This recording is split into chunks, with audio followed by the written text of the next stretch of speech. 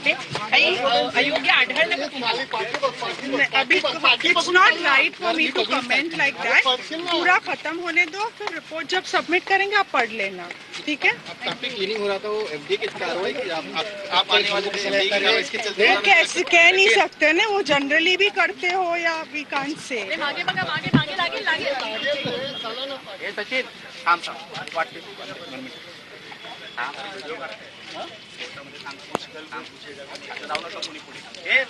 तर मंत्रालयाच्या कॅन्टीन नंतर आता विधान भवनाच्या कॅन्टीनची तपासणी केली जाणार आहे आणि त्याचसाठी एफडीएचे अधिकारी आणि वकिलांची जी टीम होती ती निघालेली आहे। ही लाईव्ह दृश्य आपण बघत आहोत।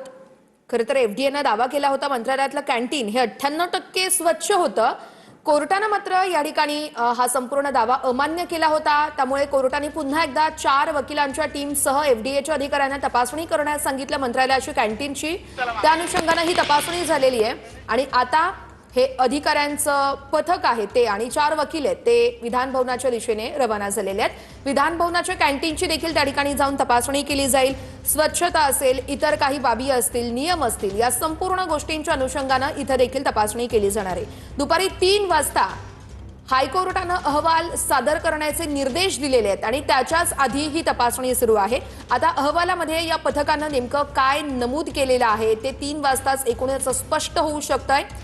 माध्यमांनी या संपूर्ण अधिकाऱ्यांना प्रश्न विचारला, नेमका निष्कर्ष काय निघाला मंत्रालयामध्ये आपण तपासणी केली असता, तर या टीमकडून उत्तर देण्यास नकार देण्यात आला। आपण संपूर्ण बाबी या अहवालामध्ये नमूद करू, कोर्टामध्ये सादर करू आणि त्यानंतर तुम्ही हा संपूर्ण अहवाल बघा असं या पथकाकडून सांगण्यात आलेलं आहे। आणि हे पथक आहे एफडीए अधिकाऱ्यांसह वकील आता विधान भवनाच्या कॅन्टीनच्या दिशेने रवाना झालेले आहेत। अगदी काही अंतरावरतीच आहे हा संपूर्ण परिसर आणि आता विधान भवनाच्या कॅन्टीनमध्ये जाऊन हे अधिकारी आणि वकिलांची जी टीम आहे ती तपासणी करतील आणि त्या ठिकाणी नेमकी काय परिस्थिती आहे एकूणच ती बघणार आहे। मंत्रालयानंतर आता विधान भवनाच्या कॅन्टीनची देखील तपासणी केली जाणार आहे।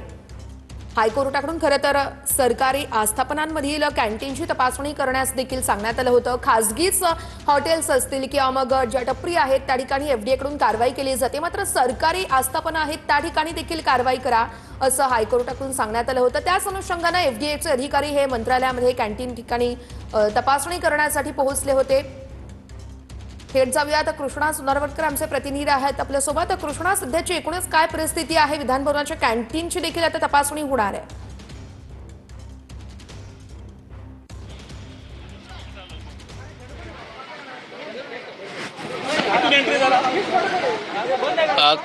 वर्षा, आपण पाहतोय की मंत्रालयातली 2 कॅन्टीन तपासल्यानंतर आता विधान भवनाचं कॅन्टीन देखील तपासलं जाणार आणि यासाठी एफडीएच्या अधिकाऱ्यांनी सोबत असलेल्या हायकोर्टाची वकिलांची टीम ज्या एफडीएच्या पथकासोबत आहेत ते देखील आता विधान भवनाच्या गेटपर्यंत पोहोचत आहेत। थोड्याच वेळामध्ये ते विधान भवनामध्ये जातील, तिथल्या कॅन्टीनची तपासणी करतील आणि ज्या काही स्वच्छतेच्या बाबतीमध्ये ज्या काही नियम आहेत किंवा ज्या काही गाईडलाईन्स आहेत त्याचं उल्लंघन तर झालेलं नाहीये का किंवा विधान भवनाच्या उपाहारगृहाची नेमकी काय वस्तुस्थिती आहे या संदर्भातला एक रीतसर अहवाल तयार केला जाईल आणि मंत्रालयातलं कॅन्टीन आणि विधान भवनातलं कॅन्टीन हे खरोखरच इतकं स्वच्छ आहे का जसा एफडीएने दावा केलेला होता या संदर्भातला रिपोर्ट हा हायकोर्टासमोर सादर केला जाईल।